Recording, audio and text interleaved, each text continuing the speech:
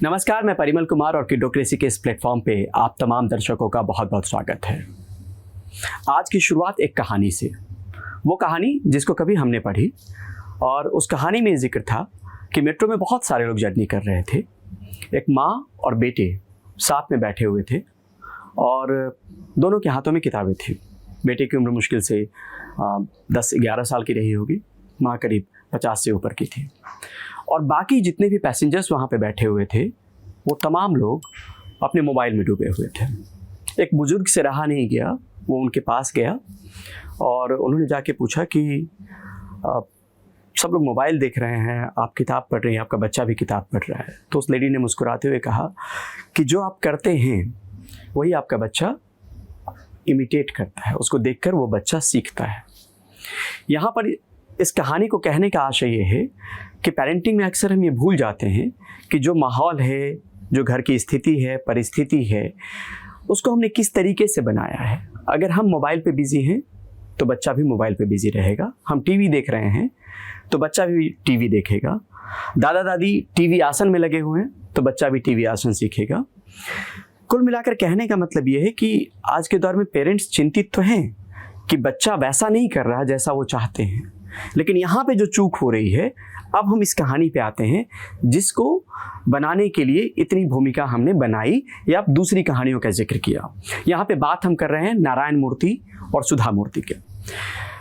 नारायण मूर्ति इन्फोसिस के संस्थापक, जिन्होंने 1981 में इन्फोसिस की स्थापना की, लंबे समय तक इसके CEO रहे। और उन्होंने अभी बेंगलुरु में हाल फिलहाल में जब एक इंटरेक्शन सेशन था तो उनमें लोगों से बातचीत करते हुए उन्होंने कहा कि उन्होंने और उनकी पत्नी ने टीवी देखना छोड़ दिया था।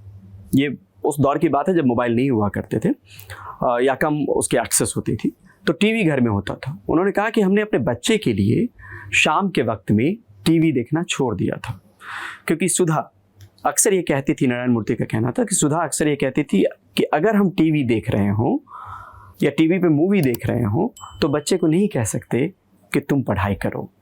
तो इसलिए हम दोनों ने ये सेक्रीफाइस किया और हमने 6 से 8 का जो वक्त था शाम का, उसमें हमने भी पढ़ना शुरू किया। जब हम पढ़ रहे थे तो बच्चे भी पढ़ रहे थे और 1 घंटे का ब्रेक हो रहा था और उस बीच में खाना खाने के बाद, डिनर टाइम के बाद फिर से 9 से 11 पढ़ने के लिए बैठ जाते थे। तो करीब 3.5 घंटे का वक्त रोज़ाना रोहन मूर्ति और अक्षता मूर्ति जो उनकी बेटी हैं उनके लिए वो निकालते थे। रोहन आज एक सफल कारोबारी हैं, एक कंपनी के फाउंडर है, और साथ में अक्षता जो है वो ब्रिटिश जो एक्स प्राइम मिनिस्टर हैं ऋषि सुनक, उनकी वाइफ है और उनकी अपनी इंडिविजुअल पहचान एक फैशन डिजाइनर और वेंचर कैपिटलिस्ट के तौर पे है। यानी दोनों बच्चों को उन्होंने जिस तरीके से तैयार किया, सींचा, उसमें अपनी पूरी एनर्जी लगाई, उस घर में, उस माहौल में पूरा वक्त दिया। कहानी का लब्बो-लुबाब ये है कि अगर आप चाह रहे हैं कि बच्चा किताब पढ़े तो आपको भी पढ़ना पड़ेगा। अगर आप चाह रहे हैं कि बच्चे वो तमाम चीज़ें करें जो आपको लग रहा है कि आपको खुशी देंगे, तो आपको उसी तरीके का माहौल, एनवायरनमेंट बनाना पड़ेगा। नारायण मूर्ति ने यहाँ सीधे तौर पे ये कहा कि वो माहौल हमने बनाया, वो एनवायरनमेंट हमने शाम के वक्त में क्रिएट किया। तमाम अपने भाग दौड़ और व्यस्त ज़िंदगी के बावजूद हमने वो वक्त निकाला शाम में, जब बच्चे भी पढ़ रहे होते थे, हम दोनों पति पत्नी भी पढ़ रहे होते थे। और अक्सर कई इंटरव्यू में सुधा मूर्ति ने खुद भी कहा है कि हमने टीवी को सेक्रीफाइस किया उस वक्त के लिए, बच्चे के लिए।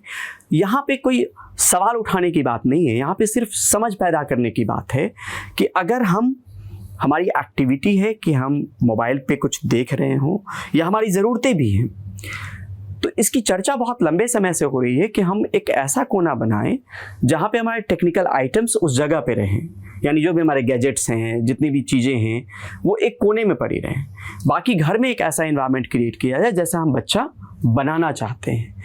तो जो मैंने एक एग्जांपल दिया कि मेट्रो में अगर माँ और बेटे किताब पढ़ रहे थे, नारायण मूर्ति और सुधा मूर्ति ने अपने टीवी टाइम का सेक्रीफाइस कर दिया शाम के वक्त में, क्योंकि बच्चे ऐसा एनवायरनमेंट देखें, और वो भी उसी तरीके से। पहले स्कूल डेज की बात हो रही, जब वो दोनों स्कूल में पढ़ते थे, तब इन लोगों ने टीवी को बिल्कुल पूरी तरीके से सेक्रीफाइस कर दिया। मेरी एक दोस्त हैं, अक्सर मैं इसलिए कहता हूँ कि सोशल मीडिया पे फोटो डालती हैं तो वो लगता है कि कितना अच्छा माहौल है।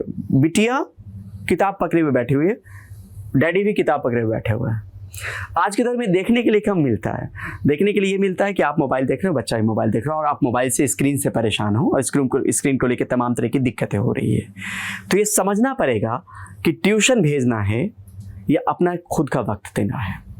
ट्यूशन में वो ज़रूरतें पूरी नहीं हो सकती जिस तरीके से आप अपने बच्चे में निखार ला सकते हैं। अगर आप कैपेबल हैं, अगर आप वक्त निकाल सकते हैं, और बच्चे के लिए वक्त निकालना बहुत बड़ी बात नहीं है, अगर आप निकाल सकते हैं तो अपना वक्त शाम के वक्त में निकालिए ज़रूर। और वो क्वालिटी टाइम कोई ऐसा क्वालिटी टाइम नहीं कि हमने वीकेंड पे गए और सैटरडे संडे को हम कहीं मॉल में चले गए, कुछ खा लिया, 4 घंटे अच्छे वक्त बिताए। नहीं, वैसा टाइम जो हर दिन 10 मिनट, 15 मिनट, आधे घंटे का वक्त ऐसा हो जो बच्चे के लिए हो। उस वक्त ना आपकी फ़ोन की घंटी बजे, ना आप उस वक्त सोशल मीडिया पर हों।